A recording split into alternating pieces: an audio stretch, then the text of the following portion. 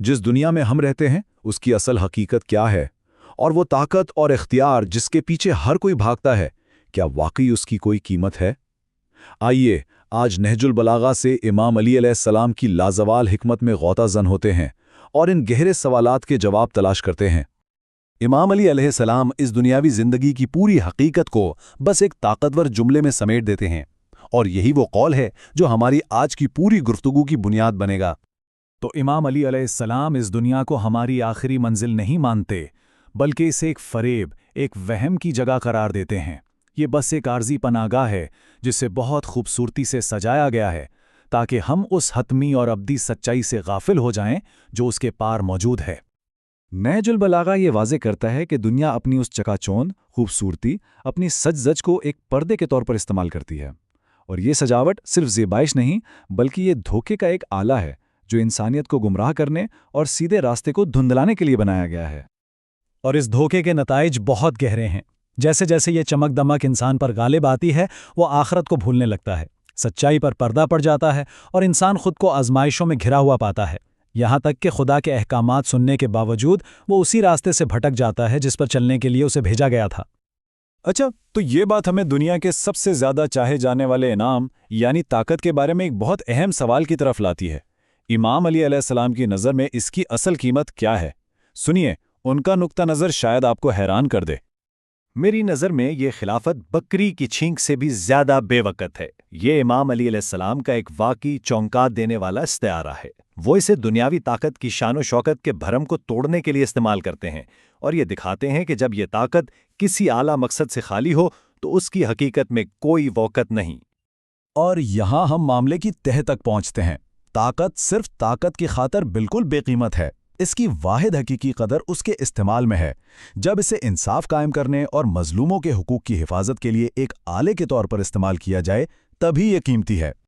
بالکل جیسے طاقت کا معاملہ ہے، ویسے ہی دنیاوی مال و اسباب کی یہ بے لگام جستجو بھی نہج البلاغہ کا ایک اور بڑا موضوع ہے۔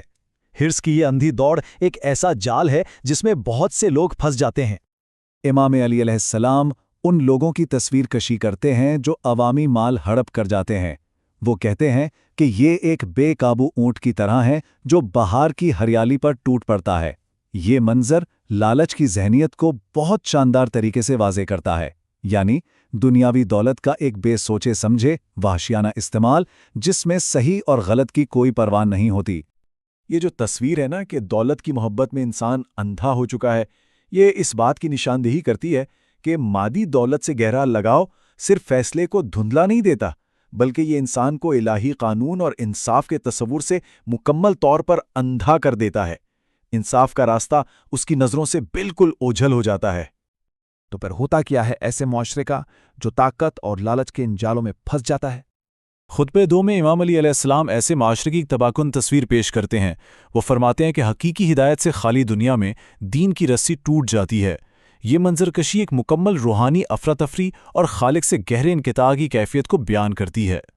ایسی حالت میں ایک اخلاقی معاشرے کی بنیادیں ہی الٹ جاتی ہیں، ایمان متزلزل ہو جاتا ہے، جاہلوں کو عزت دی جاتی ہے اور عقل و دانش کی آوازوں کو خاموش کر دیا جاتا ہے۔ یہ صحیح اور انصاف کا مکمل الٹ ہے۔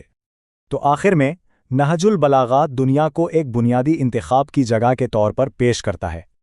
دیکھیں، آخرکار ہر انسان کو ایک بنیادی انتخاب کا سامنا ہے۔ ایک طرف حق ہے، یعنی الہی عہد کو قائم رکھنا اور مظلوموں کے لیے انصاف کو یقینی بنانا، اور دوسری طرف ہے باطل، یعنی دنیا کے فریب میں کھو جانا اور اپنے ذاتی مفادات کے پیچھے بھاگنا۔ یہی زندگی کا اصل دوراہا ہے۔ تو اس سے یہ بات بالکل صاف ہو جاتی ہے کہ یہ زندگی دو الگ الگ راستوں کا سفر ہے، اور ہم جس راستے پر چلنے کا انتخاب کرتے ہیں اس کے نتائج اس دنیا سے کہیں آگے ابدیت تک پھیلے ہوئے ہیں۔ اور اسی طرح یہ گہری حکمت ہمیں ایک آخری بہت ہی ذاتی سوال کے ساتھ چھوڑ جاتی ہے تاکہ ہم اپنی زندگیوں میں اس پر غور کریں کہ حق اور باطل کے اس دوراہے پر آخر ہمارا راستہ کون سا ہے۔